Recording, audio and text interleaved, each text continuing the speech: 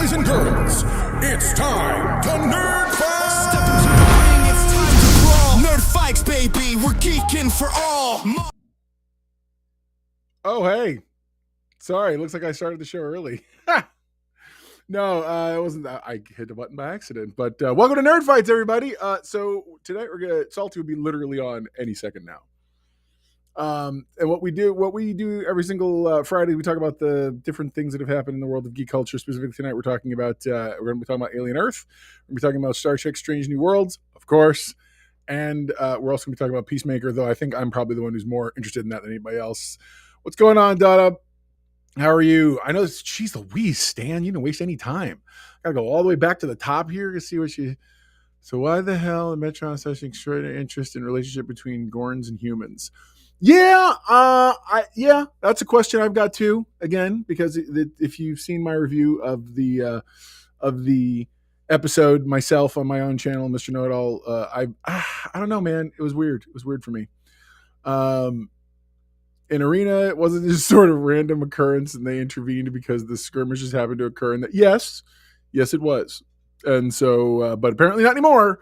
Now the universe is very small. And as a result, we now get all this fun to call, yay, everything going on there. So, yeah, no, it's great. Let's see. What is this mixture? It's fine. The Arena was just, okay, cool. Asked me, did you ask the question twice? Guess it was just hand waved so they could claim not to be breaking canon. Oh, totally. Are you kidding me? Yeah, no, for sure. Which I guess would hurt viewership. Probably. I don't know. Are they on the I gotta check the streaming charts, if you will, to see if they're on there. Would less people watch if this wasn't a direct prequel to the original series?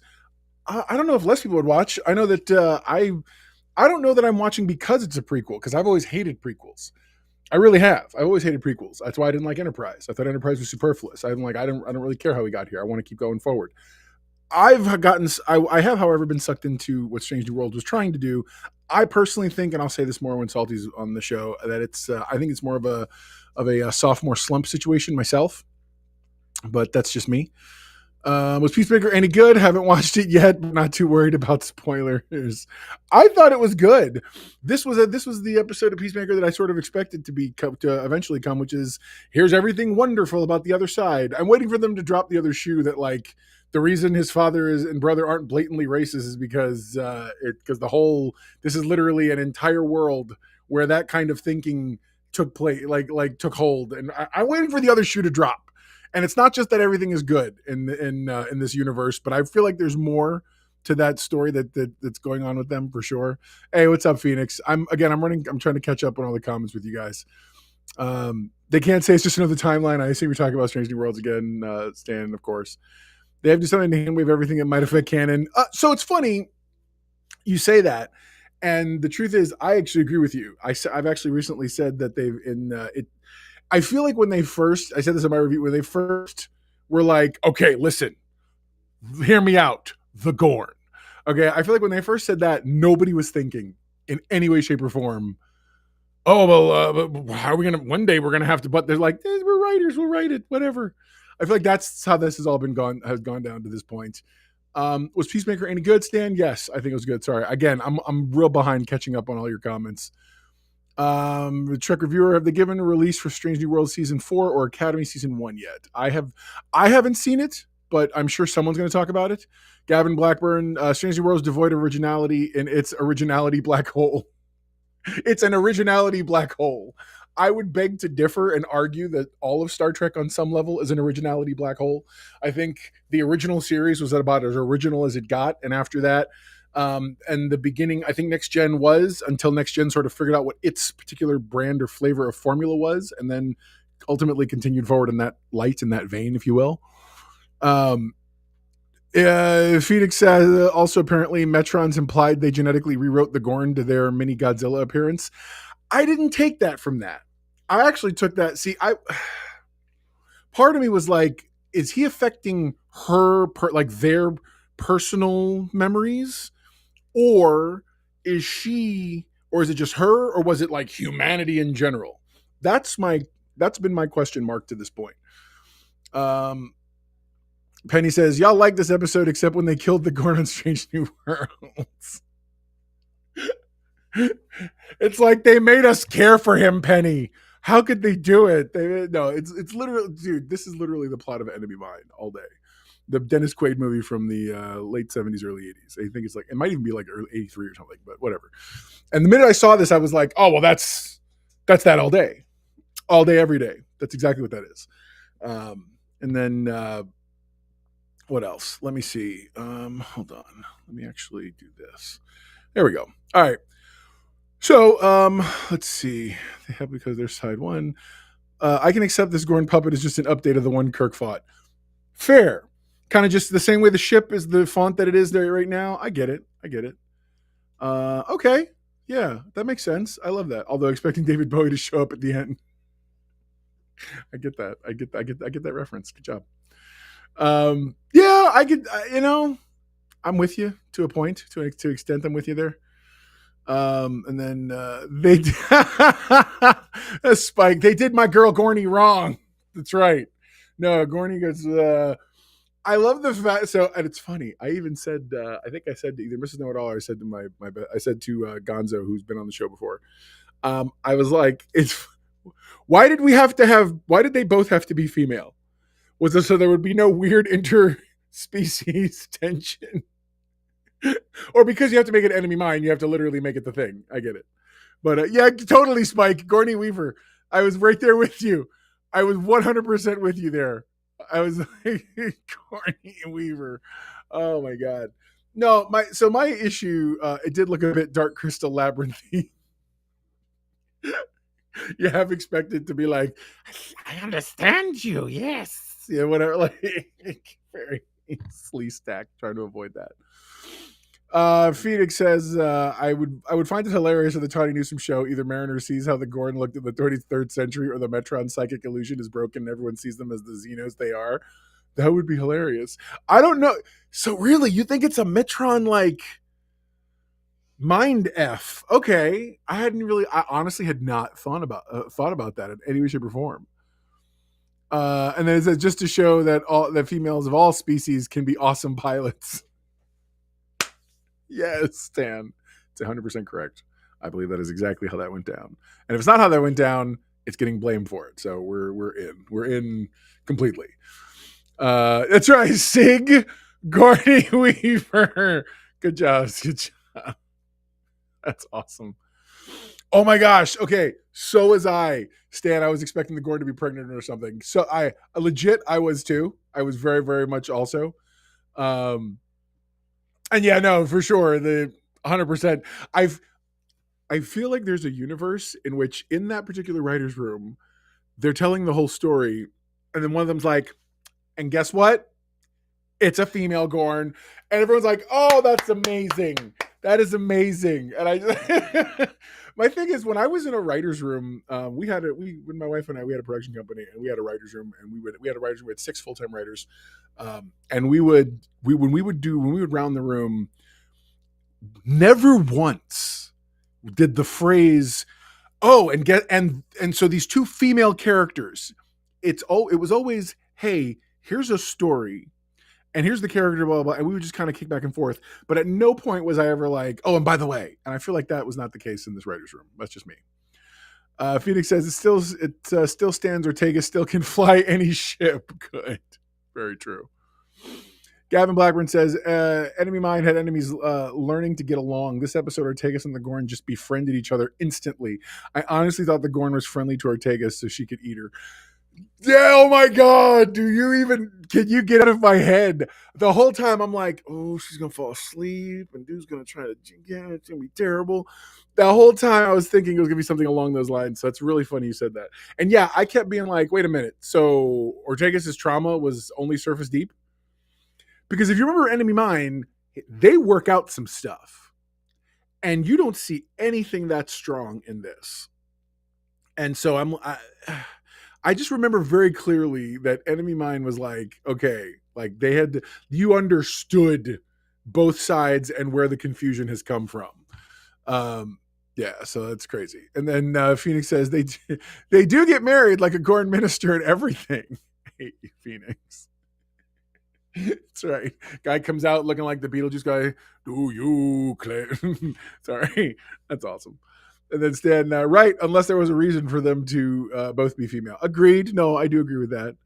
Penny says they could braid each other's hair. That's if they had hair. Totally. Oh my God. I love that so much.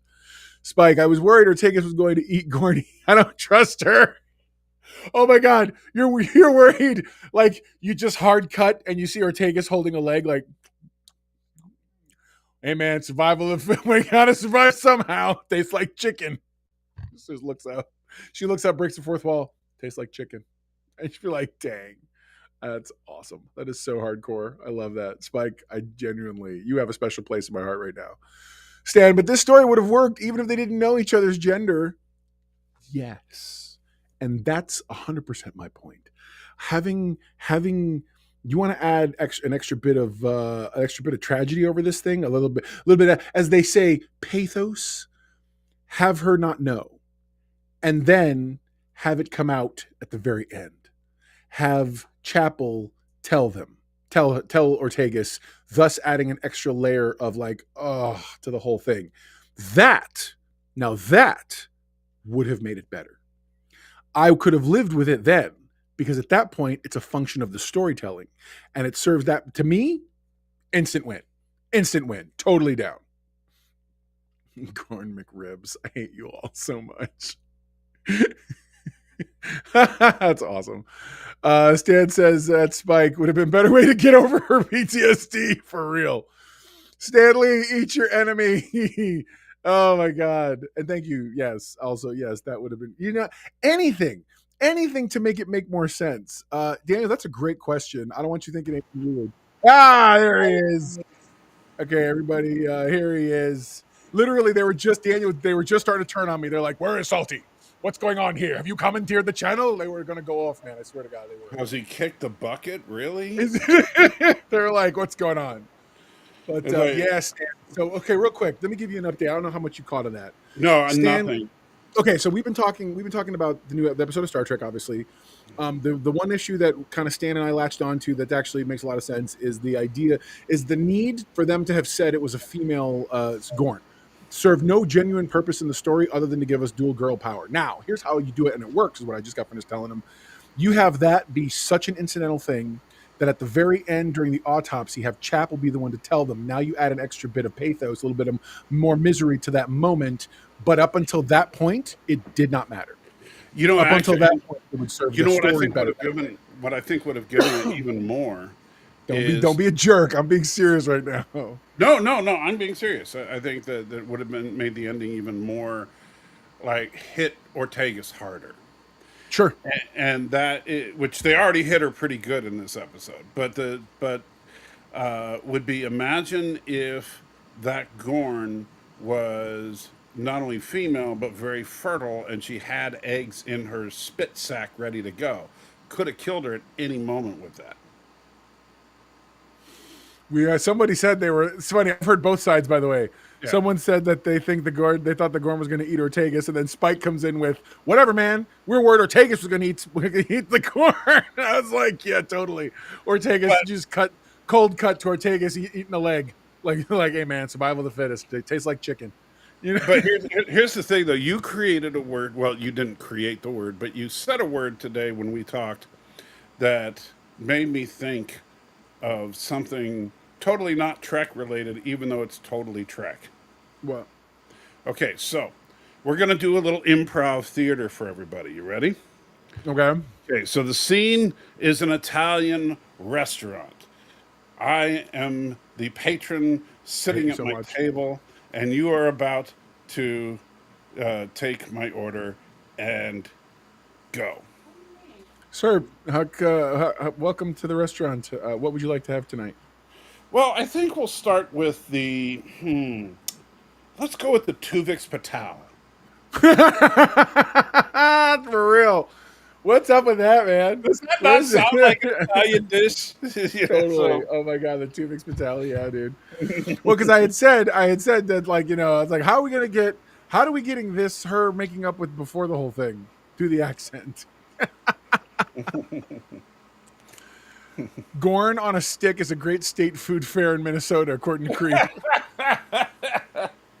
You know, Yeah, what the heck is the Gorn afraid of fire thing? Good job. Good call, Stan. actually, no. I'll say this. No, like they didn't dig into it. Obviously, it was just a weird throwaway thing, right? But Gorns are reptilian. They are therefore cold blooded, and so an external heat source would not be good for them.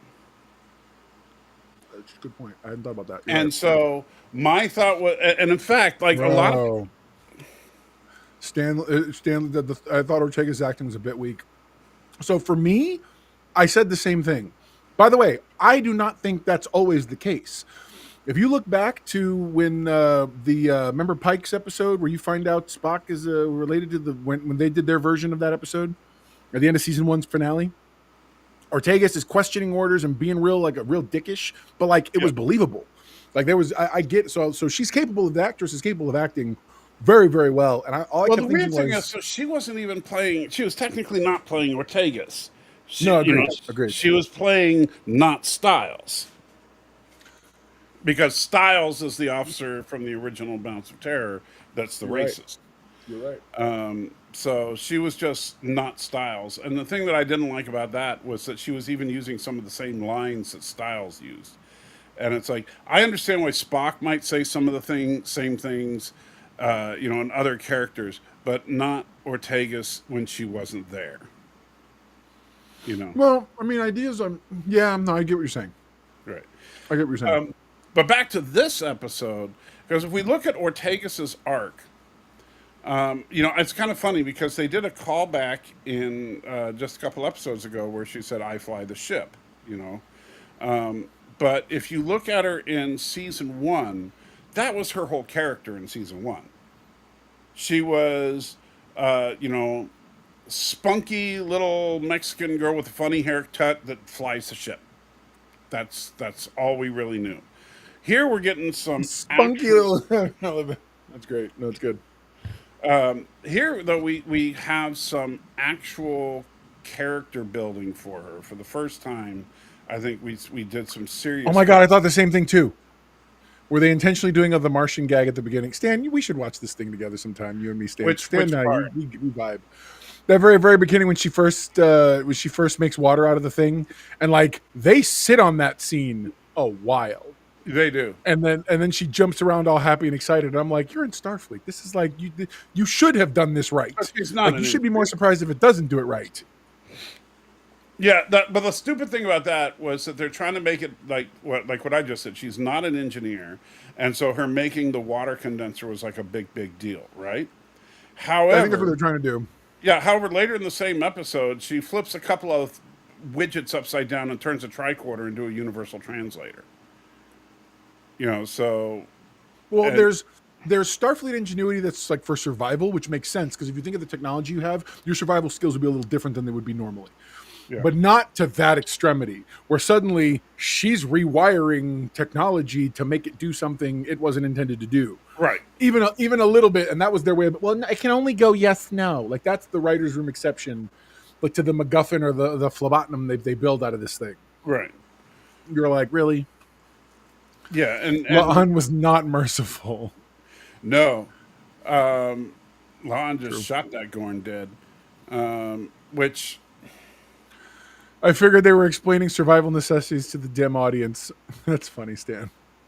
No, remember, if it was that way, it would have been the writer explaining because the writer's like, I didn't know this about survival. Did you? And suddenly they're like, let's tell everybody else every day. Yeah, exactly. Oh, someone sitting here was going. Somebody in the look was like, how much water do you actually need? And like, you know what I mean? And someone's like, just Google it. What are you talking about? If you are deprived water for 3 days, you will die. It's pretty important. Yeah. So I mean, yeah, most of us get our water intake. Oh my God, Karen. Karen's so calling it out. How they show the motorcycle in her quarters to show she can work on machines. Yeah, that's fair. Yeah. It's like everyone's like, but it's show not tell. I'm like, no, baby, that's telling. I'm sorry. Yeah. Okay. When her bed is right next to the actual physical motorcycle she's building. I'm sorry, the ancient Earth motorcycle she's building. Yeah. Let's be real. Um, so yeah, Thomas. I love that. Too Too bad you bad didn't she make the didn't Pike chair. say agree or disagree instead of beeping. That's funny. That's funny. Yeah, man. I thought that what I was having total vibes of with the agree disagree thing was when oh gosh, I can't believe I'm forgetting the name of that stupid thing. Grogu in Mandalorian was basically piloting the robot, and remember Oh yeah. it could say yes and no, and and Grogu would be like yes yes yes yes yes yes yes tapping on the button. Yeah, man. So I also thought one thing that I liked, and this is something Real they quick, Stan brings up a good point about the downright insubordination. What do you think about that part? which part. The fact that Uhura falsified facts, even though Pike was like, "I would have done Oh, it anyway." yeah, that was a bit much. He should have at least given her a reprimand for it. And it would have been one of those things where you should never ever falsify orders to or falsify information to your captain, and then and here's your official reprimand, and then and your punishment is going to be that we have a surprise party for you or something. I It's hate you going to so be. much. And literally, it's a type of reptilian creature that's not humanoid, but like it's like a delicacy. And they're like, "Oh, too soon." My bad. So Sorry. that would be great. Yeah, we got you some fried iguana. It's like, what? We heard you Totally. loved it. Krieg No, says they stole the idea from Babylon 5, rebuilding an ancient motorcycle. Yeah, I mean, I'm sure it's something that's been done in a while, but you're well, right. I mean, It feels does that pretty. mean they stole it from Babylon 5 when Kirk did it in Star Trek Beyond? I mean, Oh my God. Stanley says foreshadowing Pike eventually only being able to answer yes or no. what to bring? Dun, dun, dun. I can totally see that. Stupid dog. Yes, I tried to get you earlier. Yes, Stan. Kirk absolutely had a bike on the ship and beyond. You're absolutely correct. JJ Pike is more strict than Strange New Worlds Pike. So funny. Yeah, absolutely. This Pike is very different than the Pike from Discovery. Like Discovery Pike was a very different character. What's his name? Greenwood? Is that? No. I'm not that one. I'm talking about maybe that's who they meant. JJ. You could mean them. The You could mean J.J. him. Abrams Pike was. You're Oh, right. gosh. I keep thinking of, Something of Greenwood, I wanna say. Discovery season 1 or season 2 or 3 Pike, whatever. That was He's a Anson different character also. I know, but he's a different character. The way that his characterization works, he's a little slightly. I believe he was a slightly different character. The way who's portrayed. I think he's evolved into the character we know now. He wasn't this character before. And Lon's definitely trigger happy. Absolutely, Gavin was right. See, I think Uhura and La'an both need to be reprimanded this episode. Oh my God, so much. Because and Creep is about to get banned for life. Why you don't love that Beyond Star Trek Beyond? Greatest movie of all time. If you were to give the Star Trek franchise an enema, you would stick the hose in Star Trek Beyond. Wow. So you're saying there's a way in? And I'm just There is a way in. no, for sure. This is gonna But be. you A mess. don't like what comes out. The thing is, I like elements from that movie. I love ideas in that movie. But Yes. you're right. At the end of the day, it was executed poorly. Well, Mainly because you don't. And it all started with the casting, in my opinion. You know what I mean? I think having Benedict Cumberbatch be a character and then trying to sell us that's on not Star this. Trek Beyond. That's Star Trek Into Darkness. You're right. Beyond was the one with the motorcycle and the rock chair and all the other and the rock and roll music and the alien and Idris Elba. Yeah. Yes. So you just got to As show you how much they don't Balthazar. mean. Who, you make a Captain Balthazar and you're just begging for him to turn evil. That's hilarious. And well, because that's the writers feeling like they're being ironic. It's like, remember how the old series used to use Shakespeare and stuff? Well, this is what we're doing. And you're like, it's not. Try again. And so, as far as what Trek reviewers are saying, I was hoping that this episode was going to be Ortega's big out. Bro, I'm like, they sure as heck are telegraphing that, aren't they? Like I was half expecting, and I didn't think they had the balls to do it, and they didn't. But I was half expecting, like when the landing party beamed in, to have La'an go a Gorn, and then have Ortega's jump in front and take the shot. See, but even okay, yes, it's funny. I feel like that would have been telegraphed as well, but I also feel like I would have accepted that better. Yeah, that's what I said. That would have been better than what they did. What they did felt like the most scapegoaty, aside from the fact, and someone else said this earlier in the chat before you got here. Man, they like became friends lickety split quick. Like, there was no thought whatsoever about, like in Enemy Mine, they spend time. Yes, And, but Enemy like, Mine was also a feature-length film. This was not. Whatever, man. If you're going to tackle this story, you better find a way to in and out that And makes sense. I will say this: I think the Gorn, because the whole thing was the Gorn had already decided that because remember the Gorn was mortally wounded, and already knew the planetary system problem, and so the Gorn had already decided, I don't care if it's a human, we need to get out of here.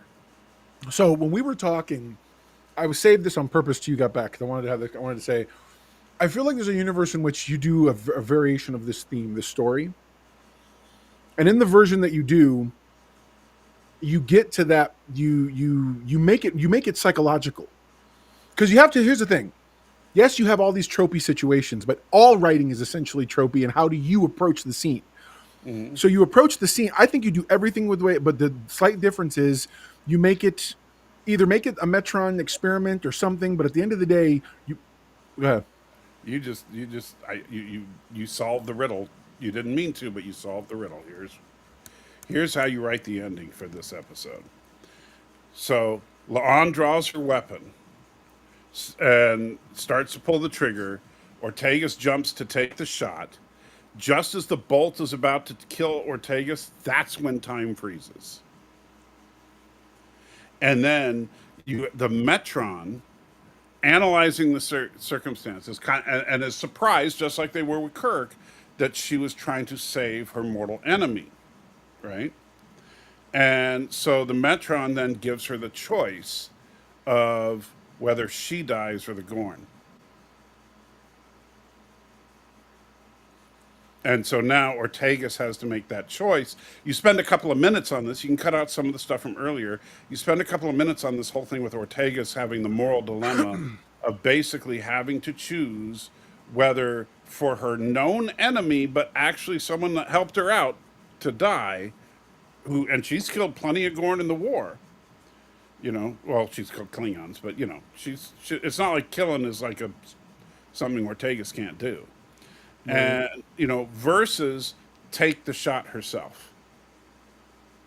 And there, I think you get a more interesting use of the Metron's interference.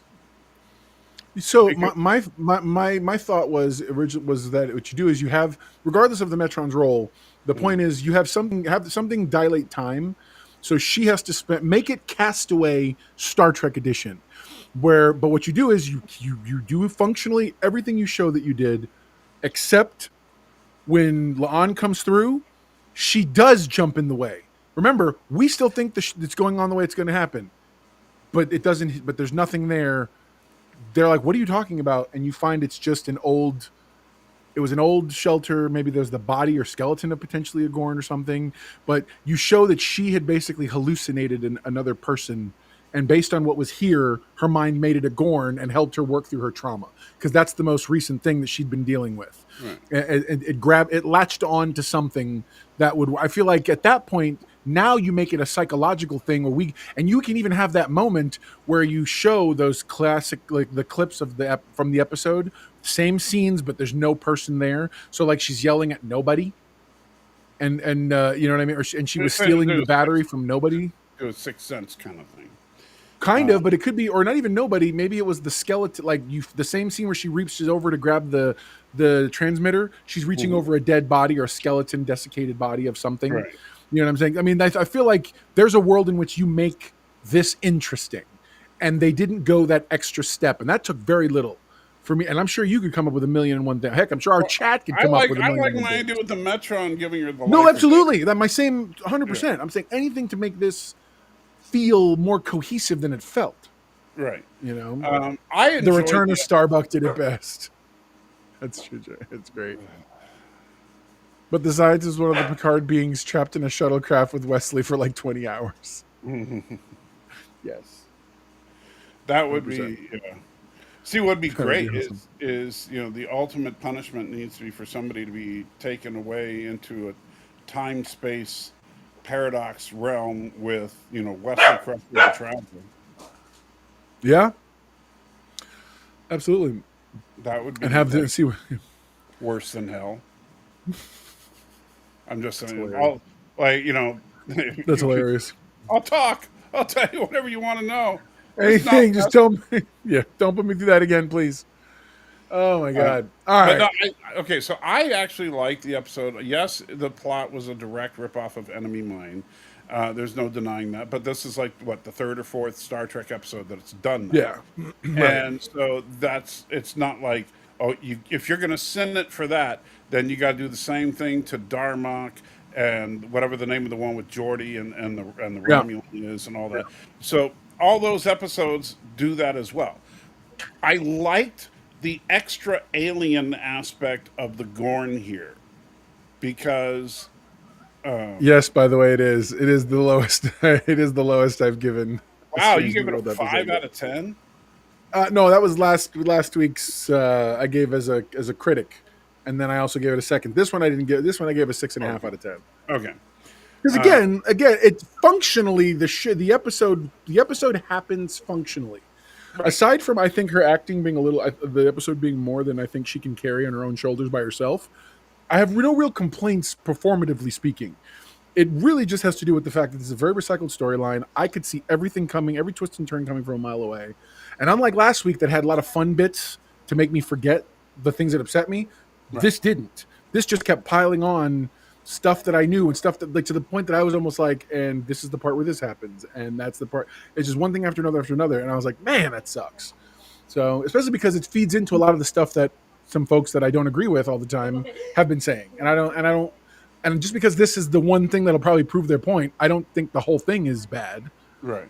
So what are you gonna do? Creep. He says, Phoenix says, either way, the Betrons now either physically transformed or through psychic manipulation have convinced the galaxy the Gorn are mini Godzillas. I don't see, and I didn't get that. What did you think? Do you think that's what what did that mean? They didn't change the physical appearance of Gorn. That's just That's what I didn't think artistic either. difference. That same thing, like, hey, this Enterprise, like it or not, is the same ship that Kirk is going to command in the future. It's just a different artistic vision of the same thing. So you can see two different directors direct the same movie, and and it's totally different, even though it's the same story. So no, as far as the Gorn looking different than the Gorn from, I mean, do you really want a guy in a giant paper mache suit? Is that what you guys really want? Because that's what it seems like you really want. I think, dude, we've seen cool looking lizard, like the Gorn is why we get the awesome looking lizard people we get in Galaxy Quest. It's why you had some really interesting reptilian looking people in Enterprise even. So I feel like the Zindi or whatever. I feel like there's a world in which you can take that original aesthetic and update it the same way you updated the bridge, and they don't have to look like xenomorphs running around with long, elongated necks and the whole bit. I'm not opposed. If you look at the Gorn, what's interesting is that now this Gorn did look different than the other Gorns we've seen, which is interesting because it looked withered. Mild, yes, And, for sure.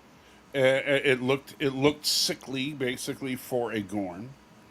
And so, but this is also the first time we've seen a Gorn really interact with a person other than trying to kill them. Agreed. And so I think some of that might have thrown you off a bit. But if you look at the facial features of the puppet faces that they worked with the Gorn, and then you look at the facial features of the classic paper mache Gorn, you'll see that they translated almost everything into it. It's just that they gave it a more realistic shape. You know, So Stan says, but like I said earlier, I just expected David Bowie to show up at the end instead of Metron. that would have been really funny if he wasn't dead.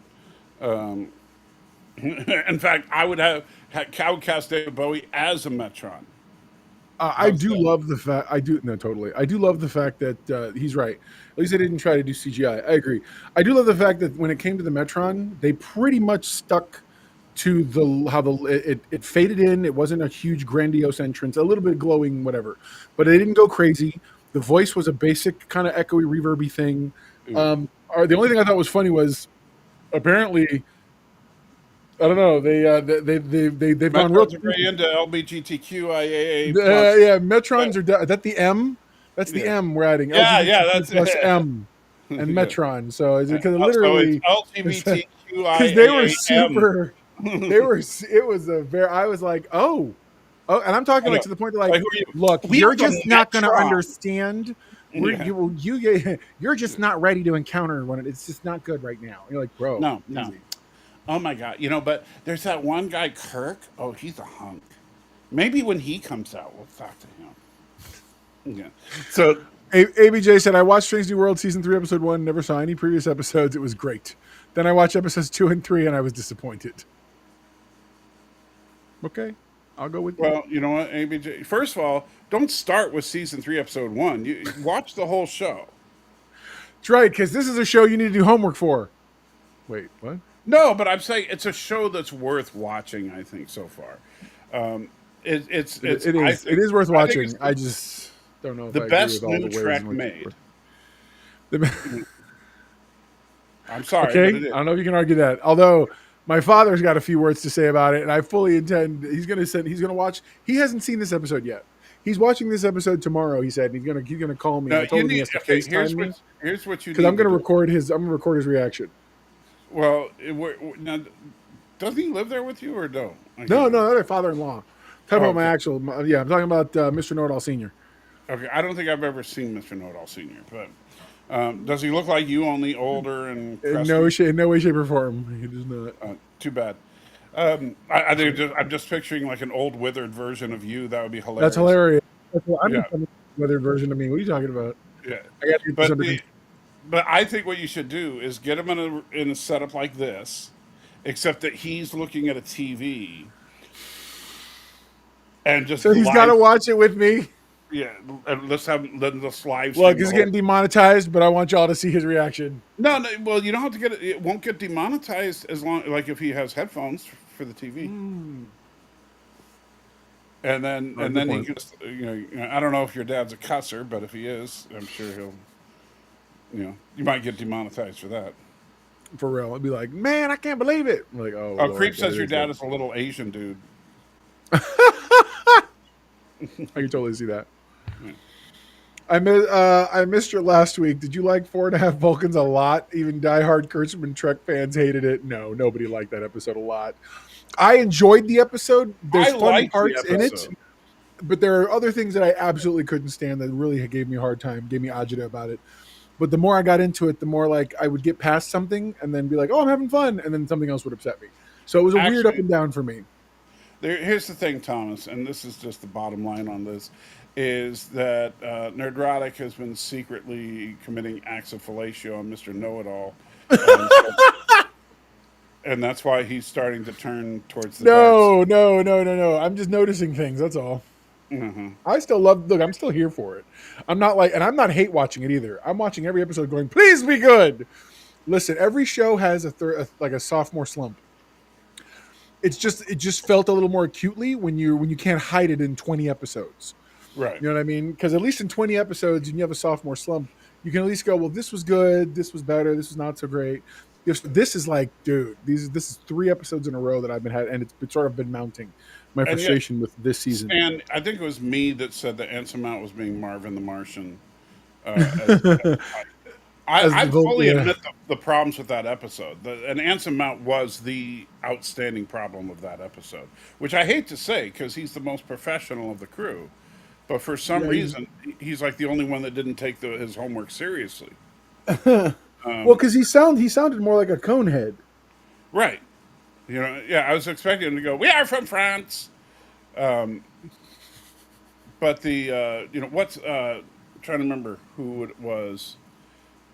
Who were the Vulcans besides Spock? I mean, there was No, that was him. That was him, not me. That was Salty. La'an, Captain Pike, Nurse Chapel, Uhura and Nurse Chapel. Uhura. That's right. So I forget her name, but the girl that played TNG Uhura. sophomore slump was season 1. Yeah. It's funny. And season 2, and half of season 3. I don't know. I thought season 3 is when it actually came out gunning pretty decent. I thought season 3 was better than season 2, but season 2. You see, the funny thing about season 2 is that it's hard to see that as bad as season 1 because it had a real doctor. That's true. Yeah, Very true. Dr. Polanski came across to me as a doctor. Good. Czech reviewer said Kurtzman has had Star Trek in a sophomore slump since 17. Wow. Well, it's I don't know, 2009. I'm sorry. Kurtzman, people forget Kurtzman was, one of the writers of Star Trek 2009.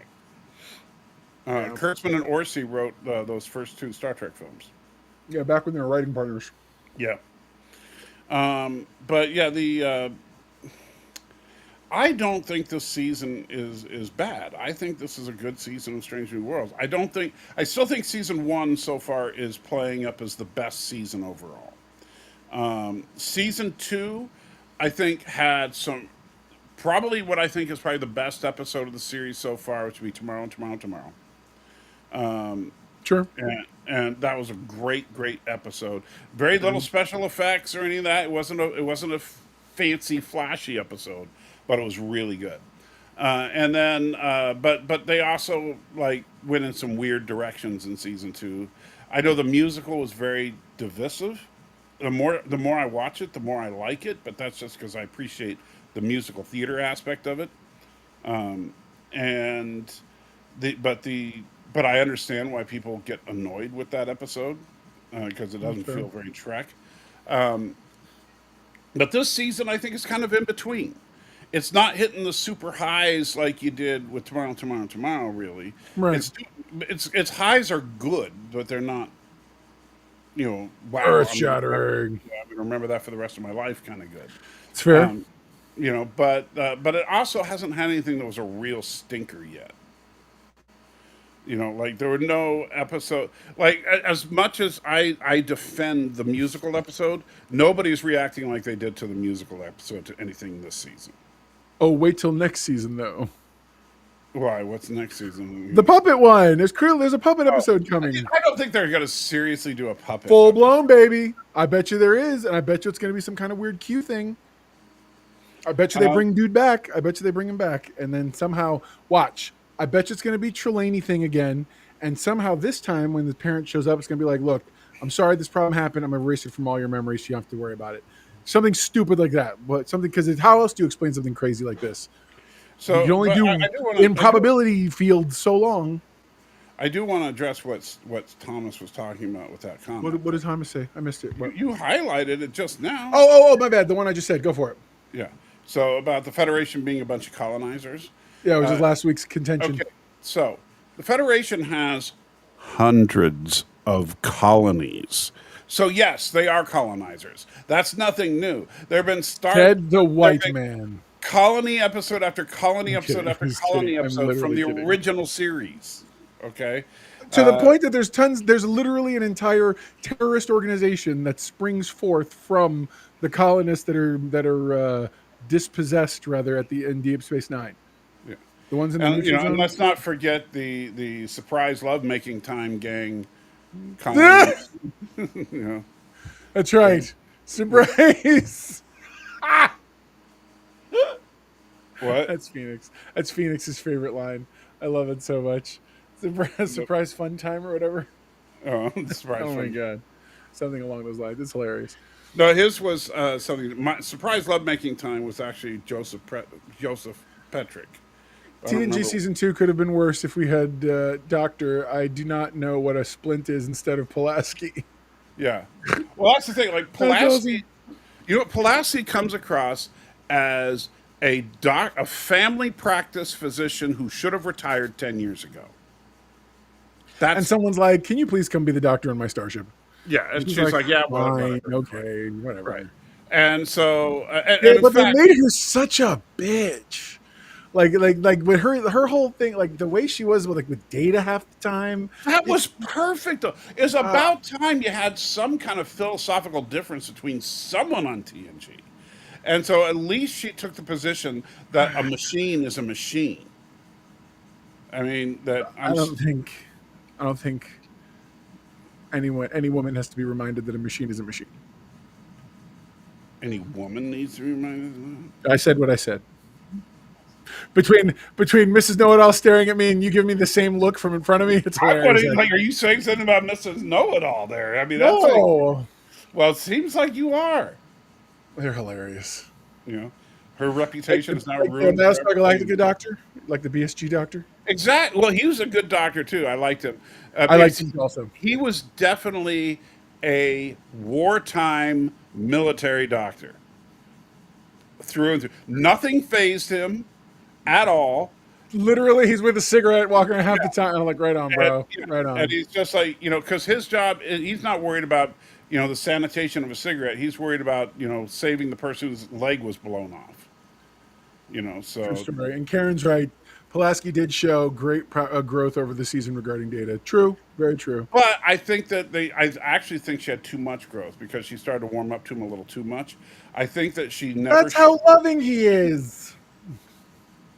He's all Now you're, cuddly. now you're sounding like a Metron. That's right. That's like a Metron. That's Like, what you're Star Trek. Yeah, Metron. Are you Metron sexual? Metron sexual. They made This is Thomas Potts goes. They made it as if the Federation takes over a planet, indigenous people, and forces them to believe what the Federation does. Excellent point. Oh, you Colin, mean like? Hold on, Thomas. You mean like the entire plot of Star Trek Six? what are you talking about? Yeah, What are you talking about? yeah. What are you talking about? Seriously, Star Trek Six. That wasn't Star Trek Oh, Six. you don't remember Star Trek that? 6 Yeah, were helping. the What are you Klingons talking were about? all. When remember, you don't remember when they were having dinner and the Klingons were like, "We're going to lose our sense of culture and we're going to be forced to assimilate into the Federation." Earlier, the Klingons are going to become the trash of the galaxy. It was all about assimilation Right, and. Colonel Worf. Is that true? Could that happen? I object. Too bad they're guilty.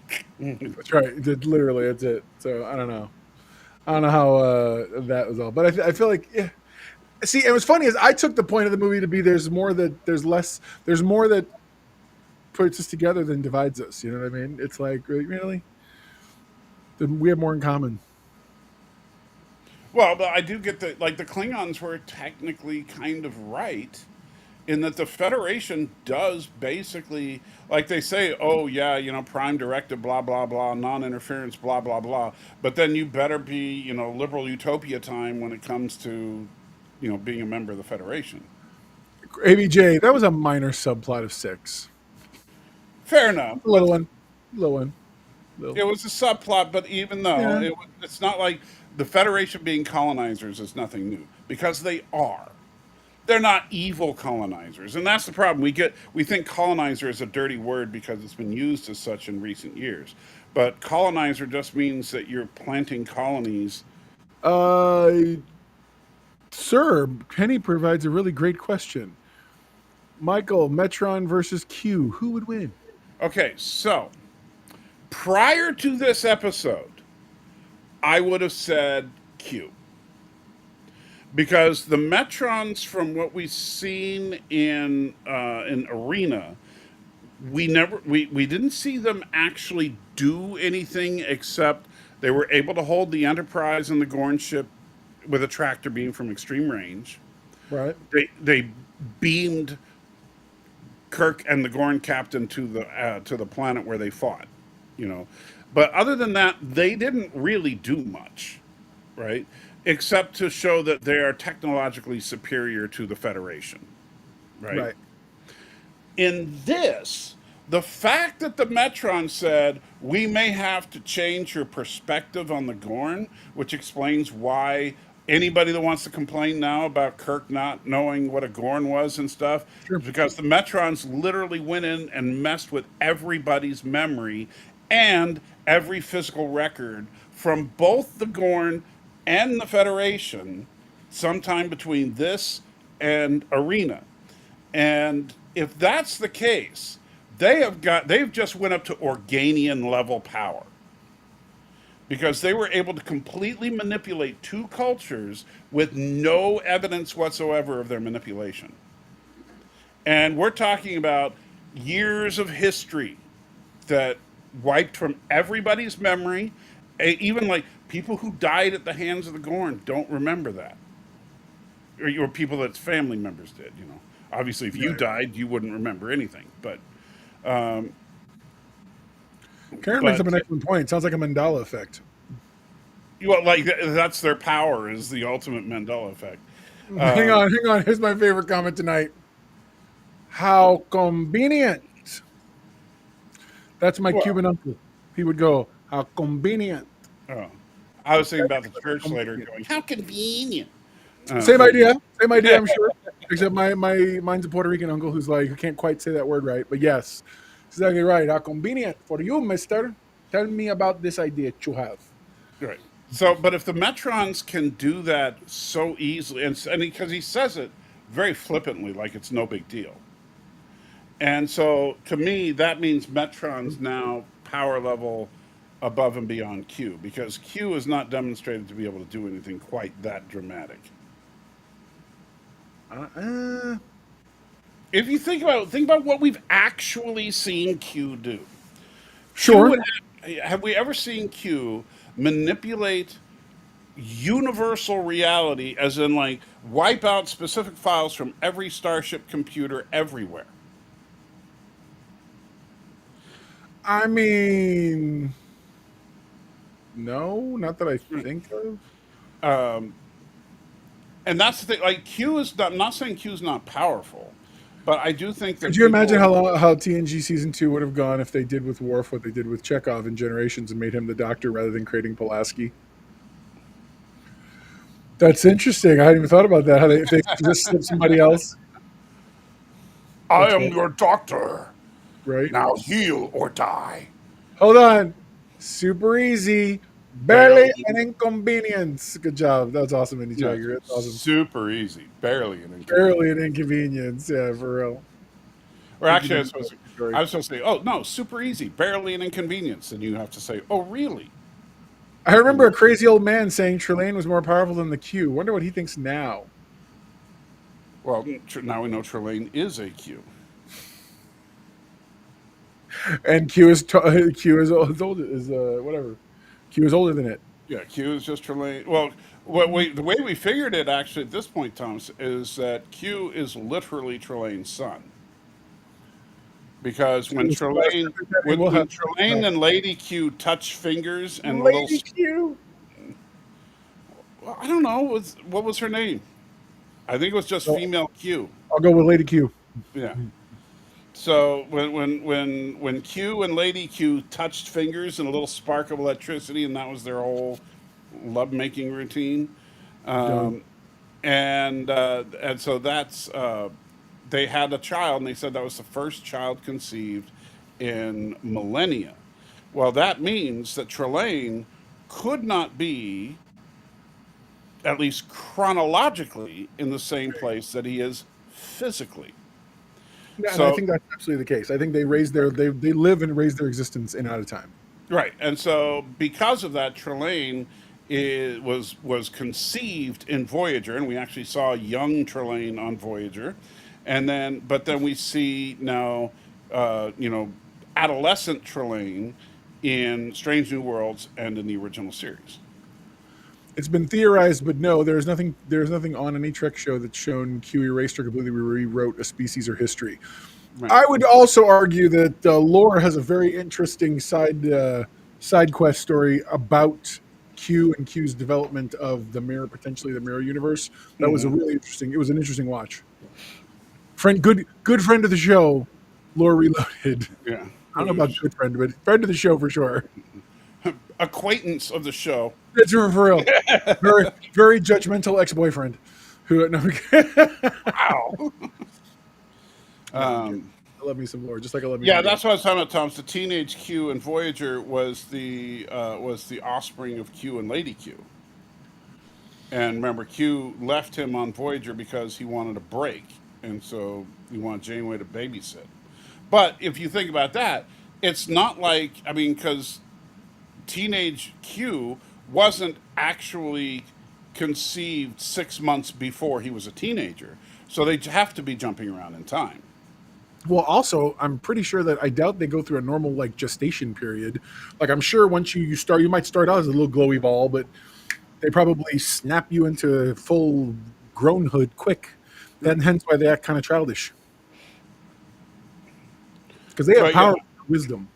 yeah, I think though that so from as far as power level is concerned, I still put Q at the lower end of the godlike beings spectrum.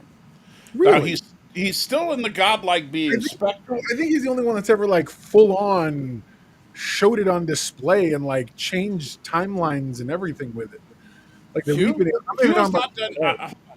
What has Q done? Think about all the crazy stuff that he's done. Sure. But now he's created artificial life forms to play games with and stuff. Holodeck can do that, and you just turn the safeties off, and you got the same thing. You have Q teleporting people around a lot. So Transporters can do that. why in Squire of Gothos does Trelane not know who Spock is? I think it's really simple. That's they met and they're meeting out of order. Yeah, because Squire of Gothos in Trelane's biological existence is before Strange New Worlds. He Yeah, went back in time when in Strange New Worlds. that's what I think. So he already knew who Spock was in Yeah, Strange New hence Worlds. hence why I believe he wants to not pick on him, but why he chooses targets him. I believe. Yeah, yeah. What we were theorizing is that remember he was annoyed with Spock in Squire of Gothos, and so this would be a good way to get him back. Yeah, agreed. And then I think another way to get him back, and I do hope they do this because I think it would be really cool, would be to have him have to basically make a choice that would make it so that Stan ends up with T'Pring instead of him. Sure. Well, I do think he's coming back. I think we're going to get him because I don't think these writers are creative enough to not want to try that to Yeah. jump in that pool one more time. Well, that's okay because I think their take on Trelane worked for me, so I'm okay with them coming back. In fact, He looked like an Andorian too, so Spock wouldn't recognize him. well, that's true. He looked like all sorts of different things. So There it is, literally, Czech reviewer. We just asked it as we were answering it. yeah. This is why Well, does and Spock also get remember mentioned in Spock TOS? actually, yeah, because I forgot about that part of this. Thank you, Karen. Because Spock never saw Trelane in his natural form. That's right. That's right. He saw him as a Vulcan in the bar, and he saw him as an Andorian the rest of the time. If they were to do this third time, I think it would be worthwhile because at this point the aha's gone. It would be worthwhile to make this the third time a Trelane who does now know Spock from both encounters and who's Right. choosing to come back to him at this stage. Well, that's why I say like to have it be some critical point, Right. so that say T'Pring is about to come over, and Spock has decided once and for all he wants to fix All this right. relationship. That's right. So Oh my God! You know that's where they're going. That's where they're going with all this. He's going to eventually fix his relationship so that we still get the Amok time version of events. right, but I'm just saying but imagine if he's like, okay, I'm going to take this seriously now, and in fact. He's decided he's going to resign Starfleet so he can be with T'Pring and work at the Vulcan Science Academy, blah, blah, blah, right? So Yeah. then Trelane comes in, gives Spock It's a Wonderful Life journey through Oh, why are you writing what, this episode? what would happen if he Oh, marries T'Pring. oh, oh God. And you could, It gives us another opportunity to showcase Kirk show us the events of a mock time, but it's an actual wedding that really happens, yeah. like the real deal. And so you get to see this. So they get to do that same thing where they reinvent a scenario, and Well, and actually it ends up yeah. being the guy who wants to be with her that challenges Spock. That would be brilliant. That would be Oh, super. like if Stan challenges Spock, but let's say Spock Because kills it's the Spock. other way around. Yeah, it's the other way around. It's the events are the other way around. Right. But somehow, like this ends up with some kind of tragedy happening in the future that Spock doesn't like, Sure. and so then Trelane says, "Well, Phoenix, I hate you because I get this joke. yeah, Technically, he made himself look like a TOS Klingon captain dressed as a 1700 soldier. yeah, So for those of you playing at home, the actor who played Trelane in the original was also the actor who played Kola, Kolosh. Yeah, yeah, Kolosh, the sausage with a yeah, hot dog is in the middle. no, the Dahar master from Trouble with Tribbles." Yes. Um, No more reboot storylines. Hey, but you know what? This would actually be, I think, kind of cool. I think it would be a cool way to bring Trelane into it and to make Trelane basically Spock's Q. See, now that I find, and what if, okay, what now? You want to pull me in? Do a two-parter, hang on, have it be something earth-shattering, whatever, but then have Spock challenge him to something of sort of a contest, and at the end of it, if he loses, he has to erase his mind, his memory of any of them. So it's a way to have your cake and eat it too, and still reset things. It doesn't feel quite as. Part of my problem is not that they do this way. My problem is they do it like this and then go. And I'm like, stop winking at me. Just do your stupid show. I get it. I get what you're doing. You don't got to be like, remember this thing? I hate the member berries. Well, honestly, I think the best. I don't, like. First off, Stan, there are no fresh ideas. Let's be real. There really aren't. At the end of the day, there's going to be all kinds of crap, tons. And the issue you face is, so how do you approach it? That's why I said the best way to approach it is at least try to come up with an original way, in or out. But these things are tropes for a reason. It's because a lot of times sci-fi fans, it's tried and true. That era, like TOS had, dude, sci-fi writers aren't even sci-fi writers today. I tried at one of the last Barnes and Noble standing in my area. I tried opening up a site because I wanted to read something. I was like, you know what? Let me see what's out there. I went to the sci-fi section, picked up a few things. They read like these shows and movies today. Right. These stuff's being written by these young kid writers who Days got of Isaac Asimov are gone. Yeah. Like this kind of stuff is the Asimov and those kind of that foundation. You ain't never get another foundation. You know, that whole concept. No, That's not true. The next season is coming soon on Apple TV. No, I hear you. Annoying Critic says, nitpicking nerd, what's the point of the Metrons talking to Ortegas as if they're going to erase her memory? So that we know it was by the way, this is the one time I'm agreeing with you, so that we know that clearly the small universe, Metrons are here, and the Enterprise has always been the center of the universe. So without being a complete dick, I'll say it this way, is that in universe, the reason is simple. The Metrons wanted to gauge Ortega's reaction to their questioning. That's what they do. And so the Metrons are uber intellectual. And so they're going to say, so, how does this make you feel? Why did you do that? That's really interesting. Okay, I'm going to erase your memory now. Bye. All right. So, but they did it for their own edification. They're just trying to learn more about how we're thinking. Plus, like you said, through watching Ortegas and watching La'an, they knew that humans are not ready for contact with the Metrons yet. Same with the Gorn. The Gorn were so instinctively, angry with humans. Phoenix brings up, there was a Strange New World episode that showed the cage happened exactly as it originally filmed in a recap, but still implied the current show is the same content. That was actually an episode of Discovery. Thank you. Yes, that was Discovery. And you're right, though. You are right.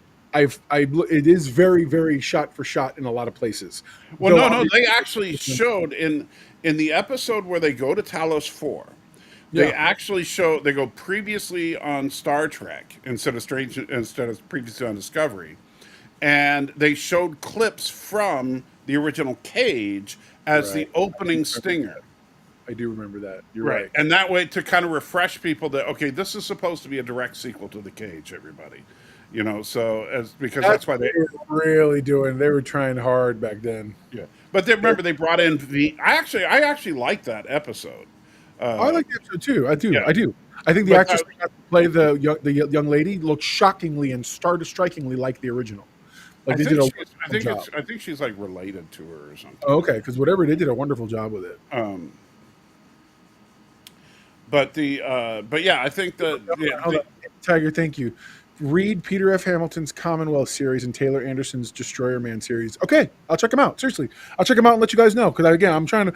I used to love reading sci-fi all the time, and then I just sort of got out of it and got into fantasy books for a while, and those have started to become a bit stale now too. So I'm just playing with some stuff. But thank you, I appreciate that. Go on. I'm sorry, sir.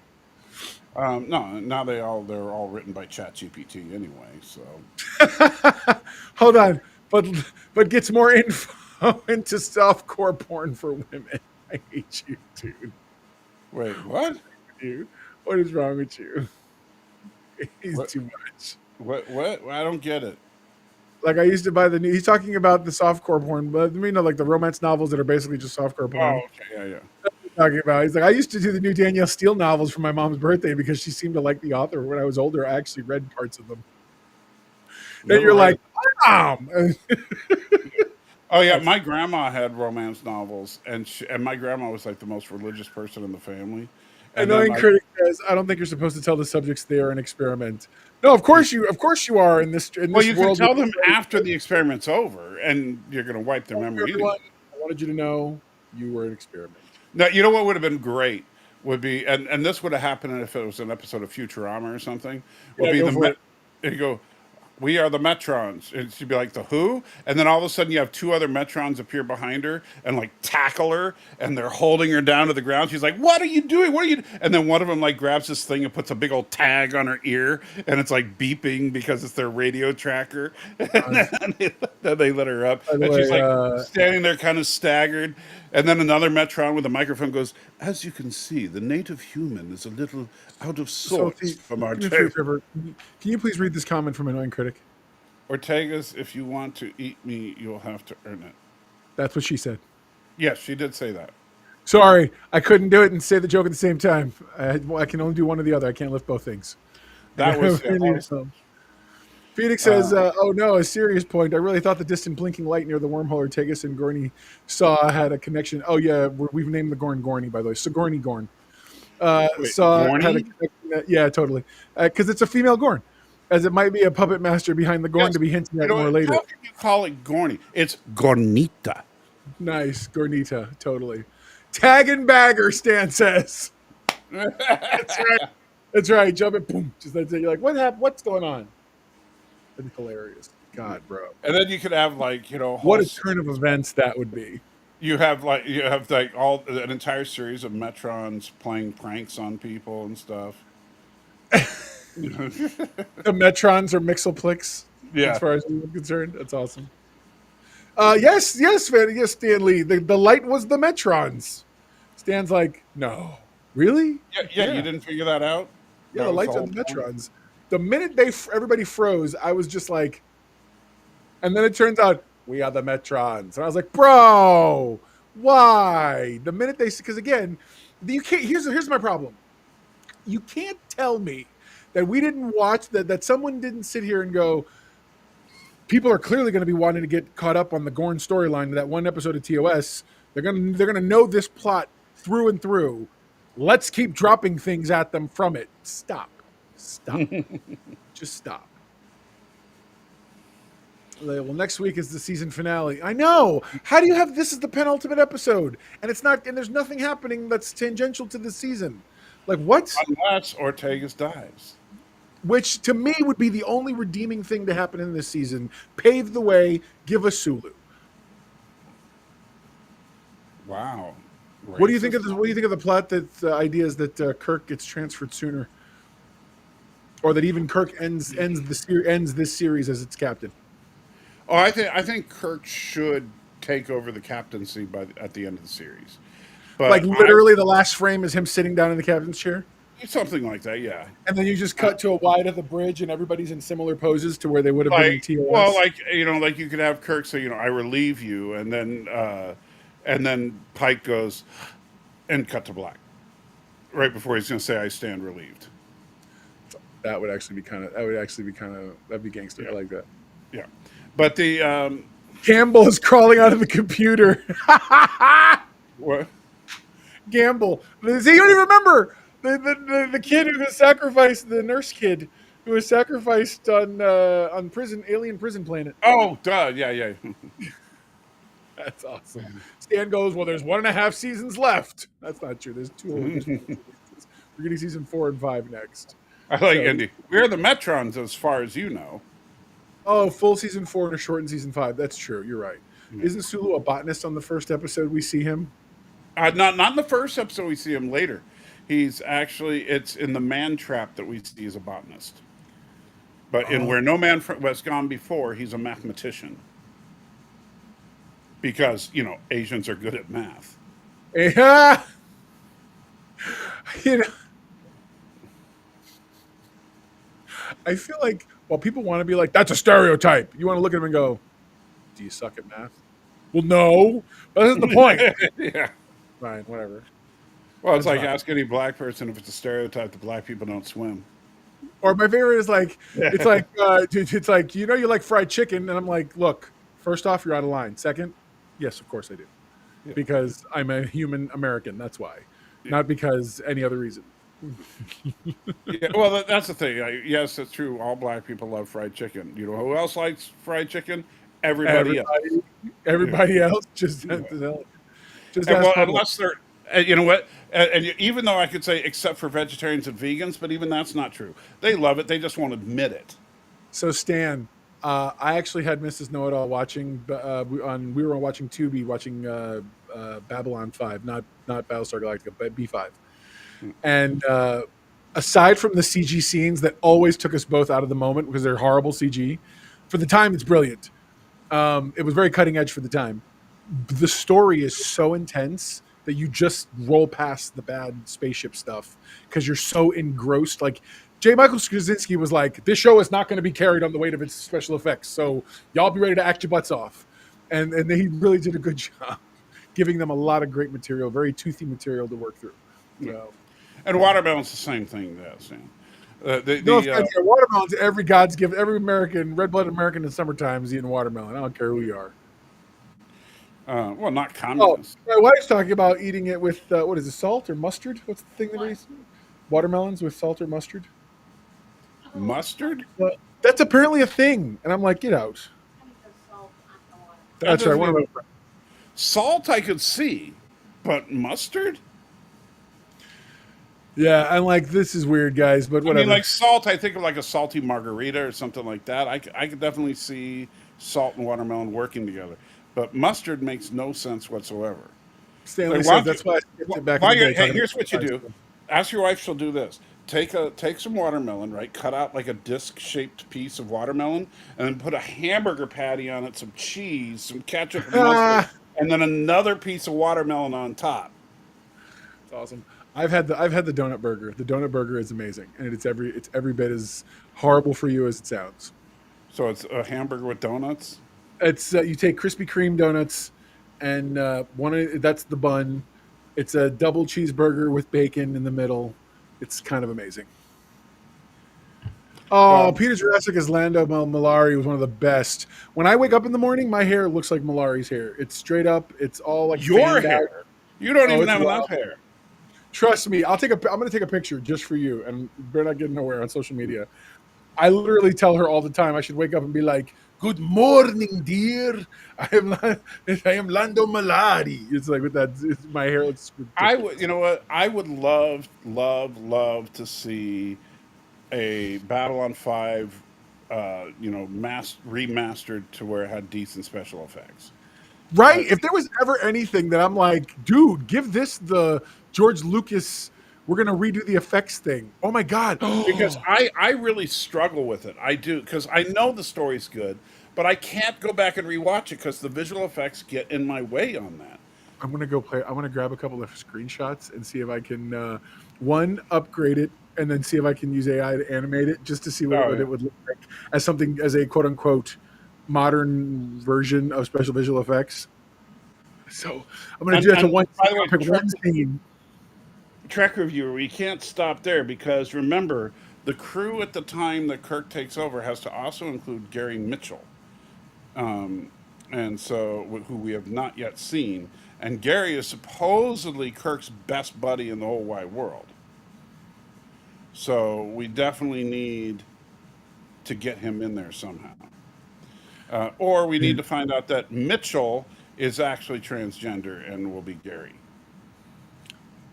No, Jakar. no. Jakar was that's the guy who used to do the Romulans and all that stuff. Remember? Oh yeah. You mean from Jay Babylon 5? Aldrich, howdy! I'm just so proud You to be guys here. keep switching franchises on me. Stop it. Oh, dude, Um, we're just all over the road. I've learned to just go with the punches. Like we haven't even talked about Alien Earth, which I thought was excellent this week. yeah. So Uh, Alien Earth and Peacemaker, which Peacemaker was fine. It was good. It's what you expected. There's nothing crazy so about this week. So you get to see Hardcore 2 in function and indeed I in have to action. say, well, Peacemaker this week was just the most pleasant experience it's been for the entire show. Because you didn't watch it, you jerk. That's Yeah, why. I forgot to watch it. No, you're good. No, you're good. The laser firing is excessively awkward in B5. It is totally a little bit awkward. You're not wrong. That's awesome. I want to see Spock with the spore flower lady. Actually, I do too. I want to see where that comes from because this will be about the time. And Stanley's right. This week's Alien episode was very much like a mini Alien movie. So, Well, and I that's say okay. That's exactly what the director said. this episode to me of Alien Earth was exactly what I thought the whole series was going to be. I Okay, thought we were so going to get protracted over the season. This crew having, or a crew having done something like that, and that the point of it was to keep from going to Earth. Like somehow something's happened, like they're fighting that whole thing, and that this finale would be, oh no, the ship crashes on Earth. Now what? And that would be the next season we discover. I didn't think we were getting the show we're getting right now, but I don't. But this week's episode for me was what I thought we were always going to get. so because some of us did a little bit more homework than others, the guy that directed this episode of You watched Alien, the podcast afterwards. not all of it, but yes, but the guy that directed and wrote and directed this episode is the same guy that wrote and directed episode 1. It's the Right. showrunner.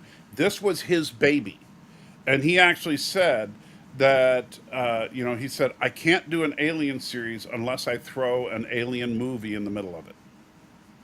Which, And by the way, did you notice they at the very end of this episode in the credits, because so I happened to, it was running, and as the credits were going, I was doing other stuff and left the credits running, and I look up right at the perfect time. They did a special credit to the entire production team of the original, and it says without which the Maganaut would have no production design, and it that's literally lists the exact production because they essentially stole everything from the original Nostromo set design, and I think it's right. brilliant that they gave them credit like that. I was like, good for you guys, man. That's awesome. I did not see that, but Yeah, like I said, I did see that. So the similarities to the Alien movie was intentional, because he said this is the Alien movie I wanted. I'm sorry, I got to call back to before we get off Star Trek. Phoenix Gunn says Tuvix Batal surprise take out Salamander Gary Mitchell with a steel chair. Oh, it's great. I love it. Actually, now Tuvix Patel is actually a pasta dish That's that right. It's that an Pike. Italian pasta dish served at this jazz place over in. No, it's called Captain Pike's. That's right. That's awesome. Real quick, I don't want to get off too far. Annoying critic says Peacemaker's meaningless action and multi-universe nonsense. I beg to differ. Yes, they have the multiverse, but I feel like they're doing the multiverse right. By that I mean, in this, the multiverse is a storytelling tool, not the function of the entire plot. Like they're not like unlike the multiverse saga in Marvel, which feels like everything must now serve that. This was like this is the MacGuffin to get us in and out of doors and to get us into some story beats, and I'm And I'll okay say with this: it. here's the best thing about Peacemaker.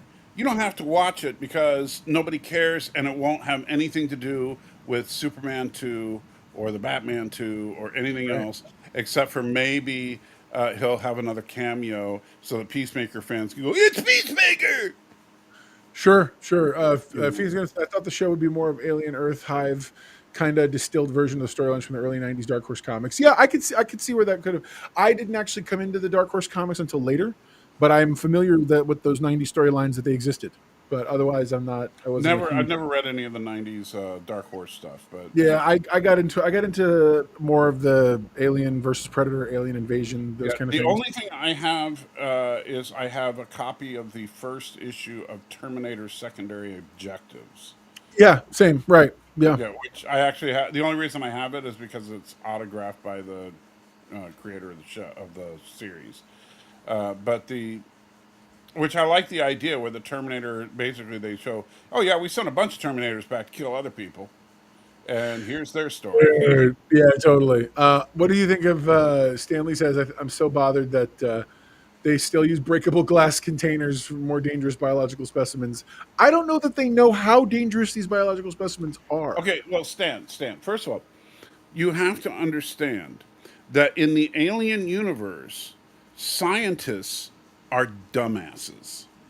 Okay, Who and learn next to nothing.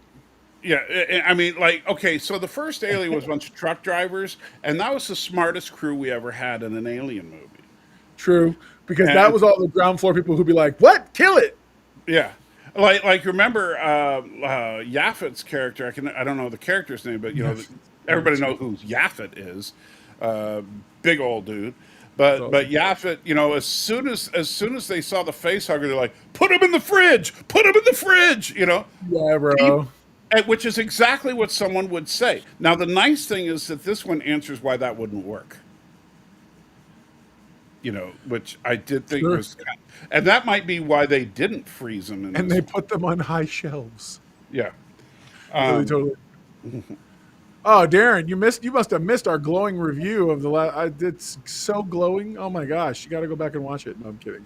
I was not a big fan of this week's episode myself, and I said as much. Salty I didn't say defended it somewhat, he but thinks it's the paragon of this season, and he thinks it's the greatest thing that Strange New World's ever done. Go figure. Anyways, do with that information what you will. Not that I'm stoking any fires. yeah. What were you lying? All right. That's right. So, but yeah, what were we talking about just now?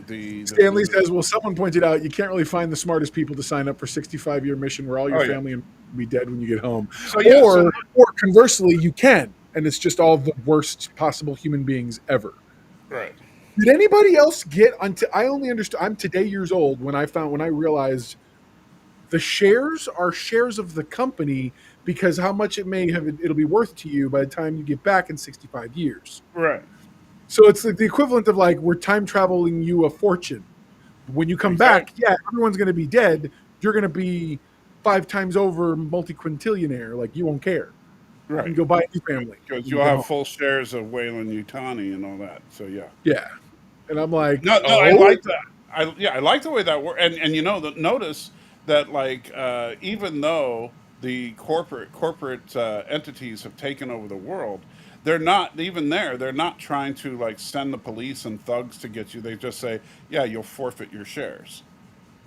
And it's like, whoa, just kidding around, and you're boss. immediate because they know what that it's like. Now that means you are broke, sir. Yeah. Welcome. Either way, you're still going to be an indentured servant. Let's go. Yeah. So I like that. I like this episode of. I think this Biff is the best episode of the Industries. show so far. I do too. Biff Industries, he Um, says. Yeah, but I know that So just so you guys know, Mrs. Know-It-All had to change Mr. Know-It-All's underwear several times through this episode. So I am just everyone's. I am deathly afraid of spiders, like irrationally so, and I get that. Like right now, I can talk about it pretty good, but like outside of our porch because we turn the light on at night for the dog and we let the dog out. At night, they all start to grow because the lights there are attracting bugs, so they want to eat. I cannot stand. My family calls it saving my life. Like I would burn the house down if I had any choice when it comes to spiders. So, anyways, yeah, it was harsh getting through it. And then I hate eye trauma. Not only was this bad for that, I would argue that the eye was doing the trauma at the same time. It's not good. Right. While ripping out other eyes. Yeah, it's unreal. Yeah. Which, by the way, who knew that Alien Earth was going to give us some of the coolest aliens that aren't xenomorphs? Right. Because Cyclops creature is amazing. Honestly, I love the that. stuff I that think creature so much. this series as a whole is at its best when we're not talking about xenomorphs. Right? Like you You just know- kind of go, it's in the Alien universe, whatever, and move on. Yeah, Because there's but so like much I more. want to I want to learn more about the corporate lifestyle. Right. I want to learn Give more me about these that. different androids and the philosophical questions involved. Yes. And of course, I want to watch you live with one of those eyeballs loose in your apartment. I hate you so much, bro. I can't even. You don't even know, dude. Literally, you have no idea how terrifying it would be at You this would point. hear him scream like a little girl. What's the point of horror movies? Annoying critic asks. I believe it's to get you excited, get your blood pumping. I don't know. It's a You can the safety of danger. I don't if that makes sense. a well-made horror movie. Honestly, there is a great formula to making a good horror movie. Is that number one? You have to establish some characters, one of which you need to graft onto, that you need to bond with, as from a subliminal perspective. That you like, oh, I like this person, or I want to root for this person, and like for